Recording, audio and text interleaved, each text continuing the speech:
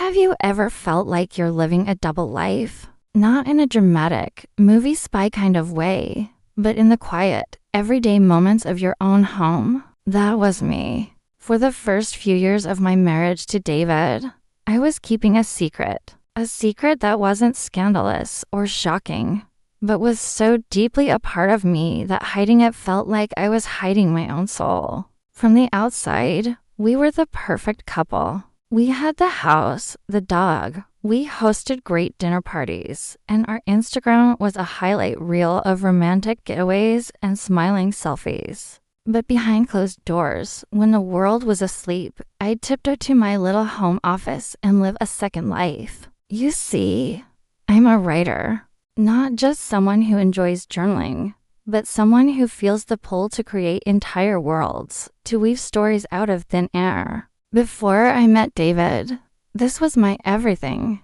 I'd spend weekends lost in chapters, my fingers flying across the keyboard. It was my passion, my dream, my quiet rebellion against a practical world. But when I fell in love with David, a successful, pragmatic, and incredibly logical man, I made a silent, unconscious decision. I decided that this part of me, this dreamer who lived in fictional worlds, didn't quite fit into the very real, very structured life we were building. He knew I liked to write, of course. He'd seen me scribble in notebooks, but he saw it as a hobby, a cute little pastime. He'd say things like, "That's nice, honey," before moving on to talk about stock prices or our retirement plan. And in my desire to be the perfect partner for him, I minimized it. I tucked my dreams away like old sweaters in the back of the closet. I convinced myself that being a good wife meant focusing on our shared, tangible goals.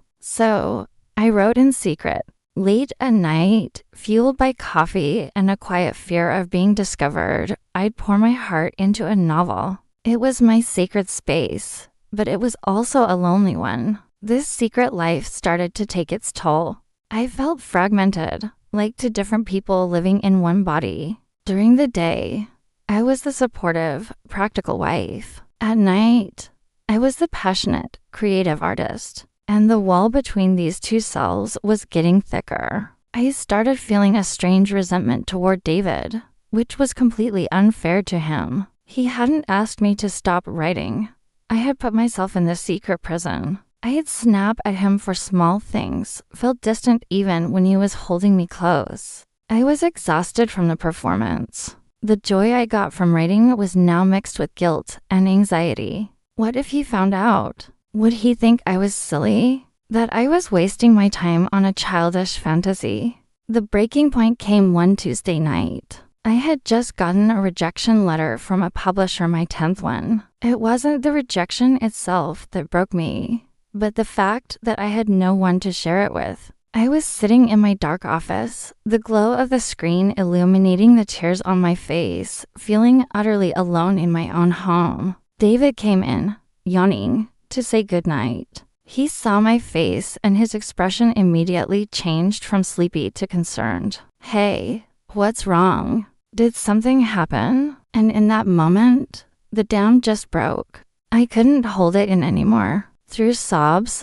I confessed everything. Not just about the rejection letter, but about the secret novel, the late nights, the fear of his judgment, the feeling that I had to hide a huge part of who I was to be loved by him. I laid it all bare, expecting him to be confused, maybe even annoyed. I braced myself for the "I told you so" or the "why didn't you just tell me?" But that's not what happened. He just listened. He sat on the floor with me, pulled me into his arms, and just held me while I cried. When I finally ran out of words and tears, he looked at me, his eyes full of a tenderness I hadn't seen in a long time. He said, "I am so sorry.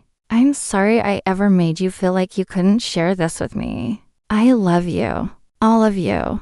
Not just the part that helps me with spreadsheets. I love the part that creates worlds." Then he did something that completely changed our marriage. He picked up my manuscript, the one I had guarded so fiercely. He didn't read it like he was proofreading a report. He read it with genuine curiosity. He asked me about the characters as if they were real people. He asked about the plot twists and the world I had built. For the first time, he wasn't just acknowledging my hobby. He was entering my world. From that day on, everything shifted. The secret was gone, and in its place, a new, deeper connection grew. David became my biggest cheerleader. He'd make me a cup of tea when I was on a writing bench. He'd brainstorm plot ideas with me on our evening walks. He started telling his friends, with so much pride in his voice, "My wife is writing a novel." He didn't just accept my passion, he celebrated it. He helped me see that my dream wasn't a distraction from our life together, it was an essential part of it. And the funny thing is, opening up about my passion actually made me a better partner. I was happier, more present, more energetic. Our conversations became richer. We weren't just talking about bills and logistics. We were talking about dreams, about creativity, about what truly made us come alive. Sharing my vulnerability didn't push him away. It drew him closer than ever before. It gave him the space to share his own hidden dreams, things I never knew about him. My novel still isn't published. I've gotten more rejections, but it doesn't matter as much anymore. The goal is still there, but the journey is no longer a lonely one. The real prize wasn't a book deal. It was the moment my husband saw all of me and said, "I love that part too." So if there's a part of you that you're hiding from someone you love, whether it's a passion, a dream, or a vulnerability, I want to encourage you. True connection isn't about presenting a perfect, edited version of yourself. It's about having the courage to share the messy, passionate, secret parts and trusting that you will be loved not in spite of them, but because of them. That's the real story. Thank you so much for listening to my story.